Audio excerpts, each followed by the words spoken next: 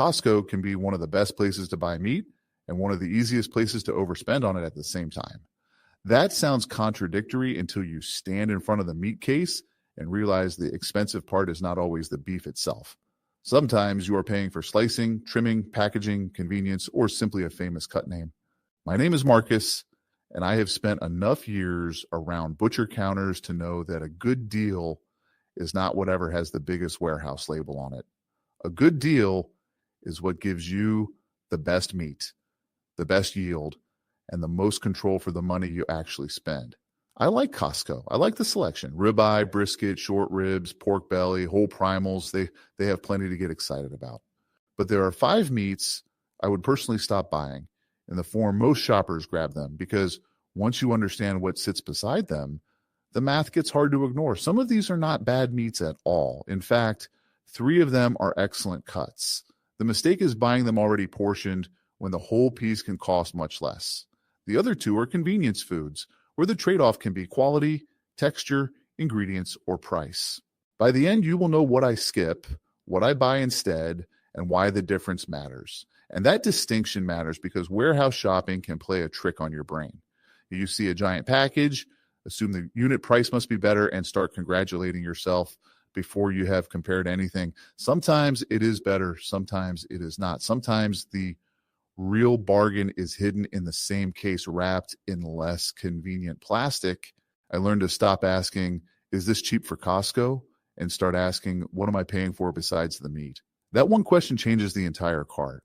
Before we get to the first package, subscribe if you want more of the old butcher counter knowledge that helps you spend less without giving up the meat you actually enjoy. I'm not here to tell you that cheap is always better. I want to show you where your money is going, which work you can easily do yourself, and when convenience is charging more than it gives back. If that sounds useful, stay with me, because the first example alone can leave a surprising amount of money in your pocket. The first meat I no longer buy pre-cut at Costco is ribeye. Now, let me be clear. Ribeye itself is not the problem. Ribeye is one of the great steak cuts. It is rich, well-marbled, tender, and for a lot of people, it is the steak they picture when they think about treating themselves. The problem is the shiny tray of steaks already sliced for you. At the Costco, in the original comparison, the whole ribeye and the pre-cut ribeyes were sitting practically side by side, and the whole piece came out around $4 less per pound. That's not a tiny difference once you are buying a large primal. A typical whole ribeye in that example was around 16 pounds. Save roughly $4 per pound, and you are already talking about roughly $64 staying in your pocket simply because you took the roast home and used a knife. And unlike some whole cuts, ribeye does not create a mountain of useless trim. You can portion the steaks exactly the way you like, keep a section whole if you want to roast, and save the clean white fat you remove. That fat is not garbage. Mix it in a lean ground beef if you grind at home. Render it in a beef tallow. Use the tallow for frying eggs or other foods that benefit from a stable cooking fat. Some people even use properly rendered tallow in homemade skin products. The point is that trim has value. The original comparison used an average ground beef price of about $6 per pound and an 80-20 blend as an example. If you already have clean beef fat from your ribeye, you are not paying separately for all of the fat that makes your homemade grind richer. The same goes for tallow. The source estimated rendered beef fat at around $4.25 per pound in that market, which shows why butchers are not always giving fat away anymore. And people learned it has value. So the savings on a whole ribeye are not only the sticker price difference, you also get usable trim, more control over thickness, fewer shopping trips, less fuel spent driving back and forth, and less time circling one of those Costco parking lots wondering whether somebody is ever going to back out.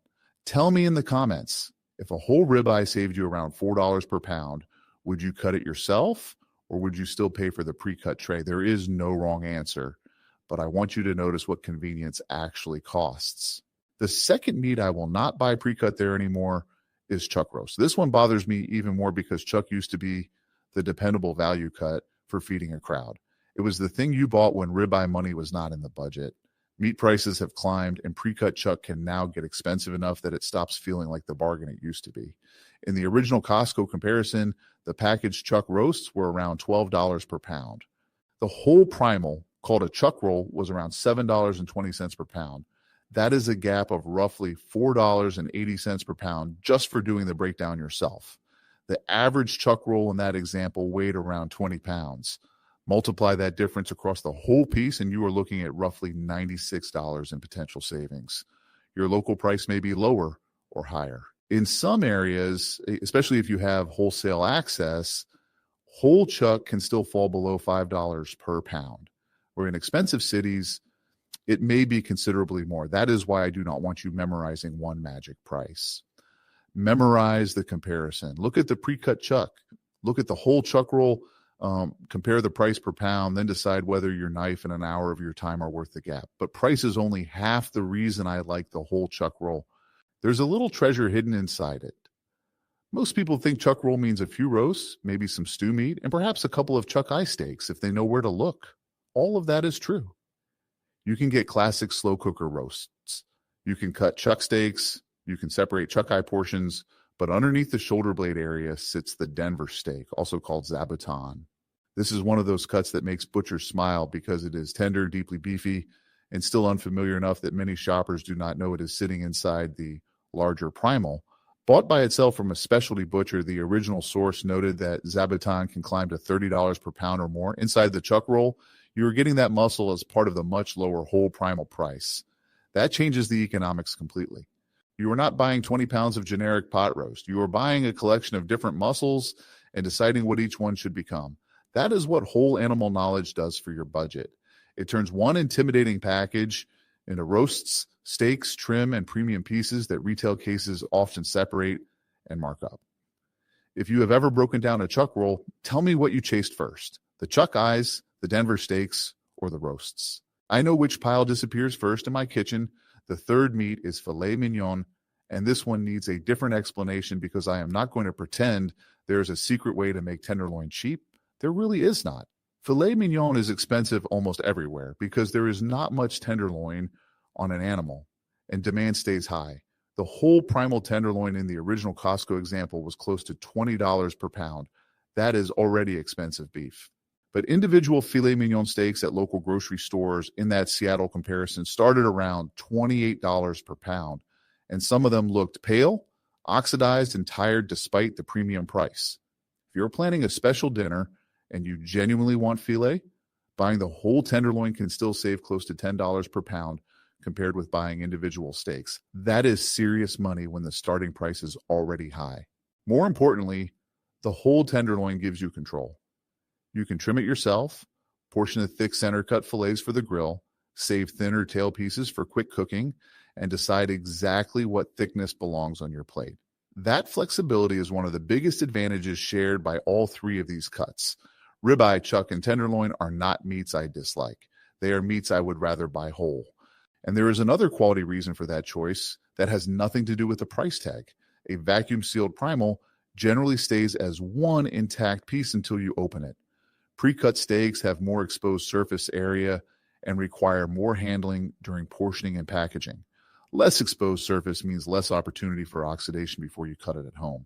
That does not magically make every primal superior, but it gives you more control over when the meat is exposed, trimmed, and portioned. Once you start cutting your own, you can make thin slices for a fast sear or hot pot, thick steaks for grilling, roast for company, and freezer portions that match your household instead of the store's tray. That is why these first three belong on my never buy list, only with an asterisk. I will happily eat all three. I just do not want to pay someone else to make every cut for me. And this is the habit I want you to build before we move on. Do not let the name of the steak make the decision for you. Look at the larger cut it came from. Look at the price gap. Look at how much usable trim comes with it. Ask how many meals you can portion from the whole piece and how much control you gain by doing the knife work yourself. Once you begin shopping that way, the meat case looks different. You stop seeing isolated packages and start seeing muscles, yield, labor, and options. That is where a butcher sees value before the average shopper sees a sale sign nearby. The fourth meat I stopped buying at Costco is the famous rotisserie chicken. And this is the one that will probably upset the most people because that bird is almost part of the Costco experience. You smell it before you see it. It sits under the heat lamps looking golden, convenient, and almost impossible to argue with at around $5. For busy families, people eating high protein, or anyone who needs dinner immediately, I understand the appeal completely. The problem is that I no longer judge food only by how cheap it looks at the register. I also look at what is in it, how it has been held, what the texture is like by the time I get home, and whether I could make a better version with very little extra work. Start with the label. For something that looks like it should be chicken, salt, and heat, the ingredient list can be longer than many shoppers expect. The original comparison called out processed sugar, cornstarch, and flavoring ingredients among the reasons for skipping it. If you are following a very strict carnivore or keto approach, or you simply prefer a short ingredient list, that may be enough to make you choose differently. But even if you do not care about those ingredients, there is still the holding issue. A rotisserie chicken can sit warm under heat lamps before you pick it up. Depending on how long it has been there, the breast can get dry while meat closer to the bone can feel much softer. That inconsistency is one of the reasons I would rather cook the bird myself.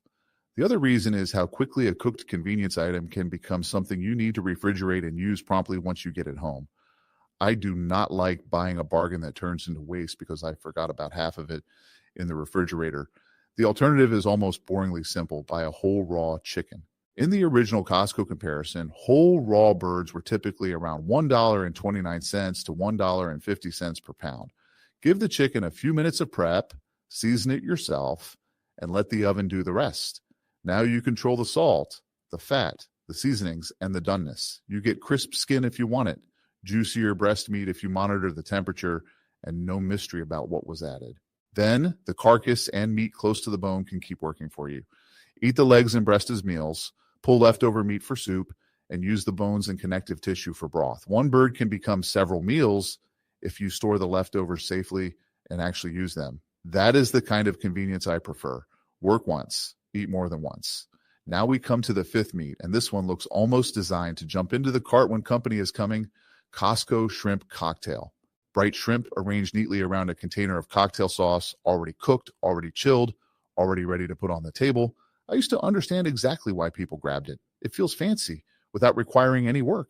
But the more closely you look at texture, sauce, sourcing, and price, the less impressive the convenience becomes. The first complaint is the shrimp itself. Pre-cooked shrimp that has gone through freezing, thawing, chilling, and display can easily lose the sweet, springy texture that makes good shrimp worth buying. The original shopper described Costco's tray shrimp as somehow watery and dry at the same time, with an overcooked quality that kept showing up from tray to tray. Whatever the exact handling sequence at a particular warehouse, that texture is the useful clue. If the shrimp does not taste fresh and firm, the convenience has not bought you much. Then look at the cocktail sauce. The original label comparison called out sugar, corn syrup, tomato concentrate, and preservatives. For a strict carnivore or low-carbohydrate shopper, the sauce may not fit the plan at all. Even for everyone else, it is worth remembering that part of the package price is paying for a sauce you could make, replace, or skip. Then there is sourcing. I do not like making sweeping claims about every farm in every country because seafood sourcing varies and labels matter. The practical lesson from the original script is to stop assuming that a ready-made tray automatically represents the shrimp quality you would choose for yourself. Check where the shrimp came from, whether it is farmed or wild caught, and buy according to the sourcing standards that matter to you. The original preference was wild caught shrimp, especially Argentinian red shrimp from the freezer section. That is the alternative I find more interesting because it solves several problems at once. Keep frozen shrimp in the freezer and you are not racing a deli tray against the clock. Cook only what you need. A quick boil followed by an ice bath gives you control over doneness and texture. If you like shrimp plain, eat it plain. If you want richness, dip it in melted butter. If you want acidity, squeeze fresh lemon over it. You control the final plate instead of inheriting the sauce that came in the tray. The price comparison makes the case even stronger. The pre-made shrimp cocktail in the original example ran around $19.50 per package, working out to roughly $13 to $14 per pound.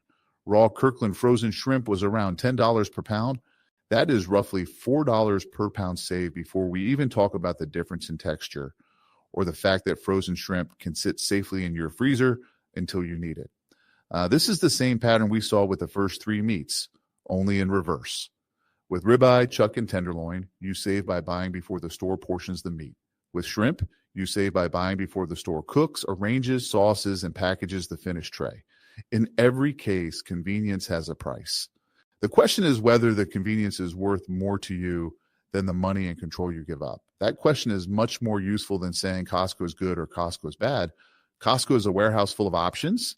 Some are excellent, some are convenient, some are expensive for what they are. Some only look cheap because the package is large. Shopping well means separating those categories. Let me run the 5 again, because there is an important distinction inside the list. Number 1 is pre-cut ribeye. I still love ribeye. I would rather buy the whole ribeye when the price gap is around $4 per pound. On a roughly 16-pound roast, that can mean around $64 saved, plus usable fat trim. Number 2 is pre-cut chuck roast. I would rather buy the whole chuck roll when the comparison is around $12 per pound versus $7.20. On a roughly 20-pound roll, the original math came to around $96 in potential savings, with Denver steaks, chuck eyes, roasts, and trim hiding inside. Number 3 is individual filet mignon. There is no cheap tenderloin miracle, but a whole tenderloin around $20 per pound can still beat individual fillets starting near $28 per pound. Number 4 is rotisserie chicken. The $5 convenience is real, but so are the ingredient list, holding time, texture trade-offs, and the fact that a raw whole chicken around $1.29 to $1.50 per pound gives you total control. Number 5 is the prepared shrimp cocktail, around $13 to $14 per pound for the ready tray versus roughly $10 per pound for frozen raw shrimp, can make the freezer bag both cheaper and more useful. That was one of the harder lessons behind the original comparison. Warehouse shopping can encourage overbuying because the package itself makes you feel efficient. Then meat spoils, freezer bags get forgotten, and the savings disappear. So before buying any primal, make a plan. Know how many steaks you want. Know which portions will become roasts. Have freezer space ready. Package the meat in meal-size portions. Label it so you know what it is later. Whole primals can reduce shopping trips and fuel costs, but only if you actually turn them into meals instead of expensive frozen archaeology. I also want you to remember the quality control advantage. When you cut a primal yourself, you choose steak thickness.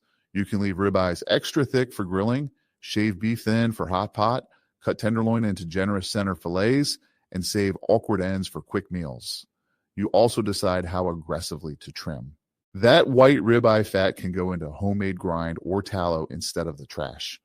The chuck roll can be treated as a collection of muscles instead of one anonymous roast.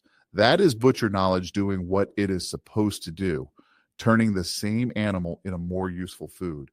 And that is why the strongest savings in this video are not coupons. They are decisions. Buy whole when whole is meaningfully cheaper. Use the trim. Portion for your household. Freeze what you cannot eat soon. Read the ingredient label on prepared meat. Compare the price per pound instead of trusting the package size.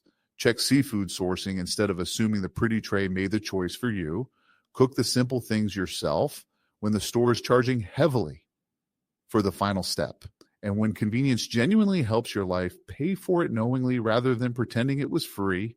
If you shop Costco regularly, tell me which one of these 5 you disagree with most. Maybe you swear by the rotisserie chicken. Maybe you think cutting a chuck roll is worth every minute. Maybe your warehouse has a ribeye price gap so small that the pre-cut tray wins. That is exactly why I want the conversation, because prices and selection change from place to place. My job is to give you the butcher's way of looking at the case. Your job is to apply it to the store in front of you. The next time you walk into Costco and see all that meat stacked under bright lights, do not ask only what looks good. Ask, what is this actually worth? What work has already been done for me, and am I willing to do that work myself? Those 3 questions can save more money than chasing sales. You do not understand. Costco still has plenty of meat I would gladly bring home. I just want the meat, the value, and the control to end up on my side of the cart. That distinction matters on every single trip.